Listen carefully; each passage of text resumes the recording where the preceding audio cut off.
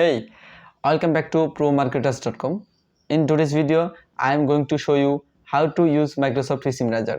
This powerful tools helps you to optimize your computer performance, ensuring it runs smoothly and efficiently. Whether you are a gamer, a professional, or just a regular user, Microsoft PC Manager can help you to keep your PC in top shape. Let's get started.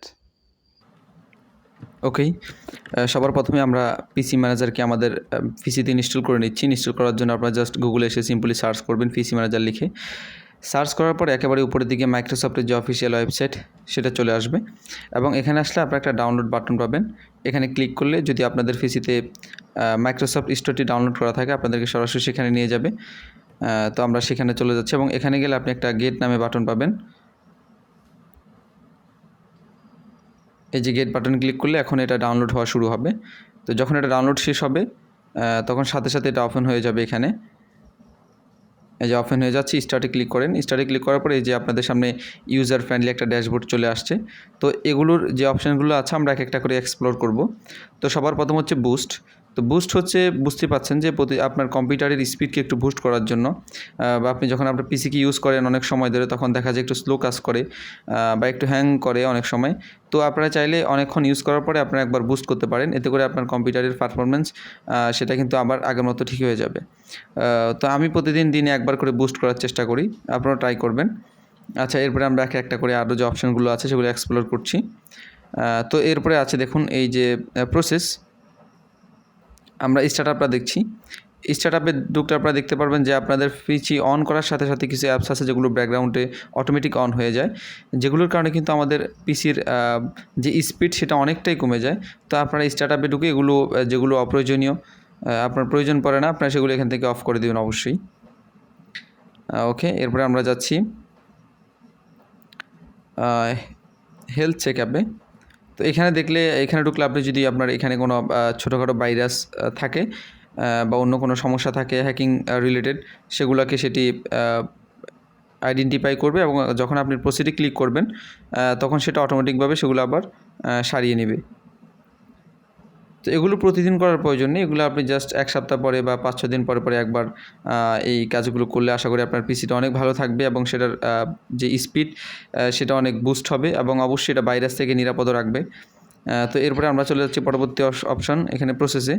তো এখানে গেলে আপনি দেখতে পারবেন যে এখন বর্তমানে আপনার পিসিতে কী কী অ্যাপসগুলো ওপেন অবস্থায় আছে। তো এখান থেকে যেগুলো আপনার প্রয়োজন আপনি সেগুলো বন্ধ করে দেবেন।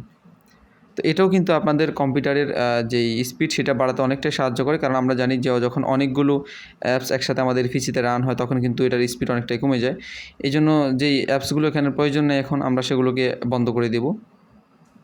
তো আমরা এই ধরনের সফটওয়্যারগুলোকে একটা একটা করে বন্ধ করে দিচ্ছি।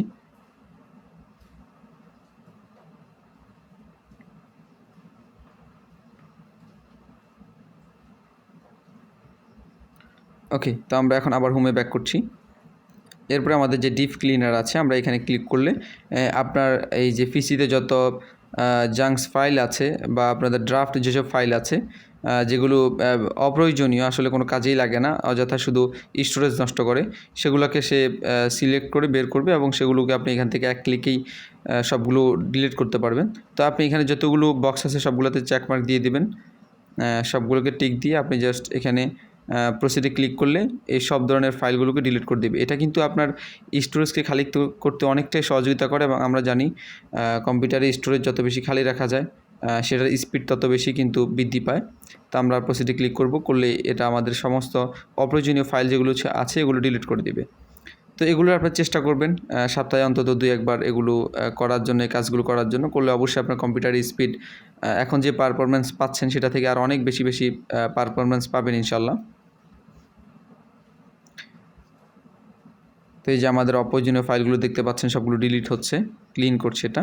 ওকে, তো আমাদের ক্লিন করা শেষ হয়ে গেছে, এখন আমরা আবার হোমে ব্যাক করছি।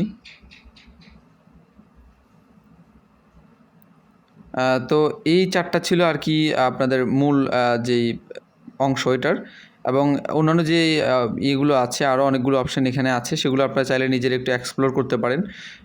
সেগুলো অত বেশি ইম্পর্টেন্ট না, বাকি সেখানেও কিছু কিছু ব্যবহার আছে যেগুলো আমরা অন্য কোনো ভিডিওতে ইনশাল্লাহ দেখানোর চেষ্টা করব।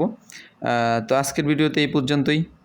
আশা করি ভিডিওটা আপনার কাছ থেকে ভালো লেগেছে। যদি ভালো লেগে থাকে তাহলে অবশ্যই একটি লাইক দিবেন এবং কমেন্ট করে জানাবেন কেমন লেগেছিল। এবং এই ধরনের টিপস অ্যান্ড ট্রিক পেতে এবং ডিজিটাল মার্কেটিংয়ের আপডেটেড নলেজ পেতে অবশ্যই আমাদের চ্যানেলটিকে সাবস্ক্রাইব করে সাথে থাকবেন। ধন্যবাদ সবাইকে। আসসালামু আলাইকুম ওয়া রাহমাতুল্লাহি ওয়া বারাকাতুহু।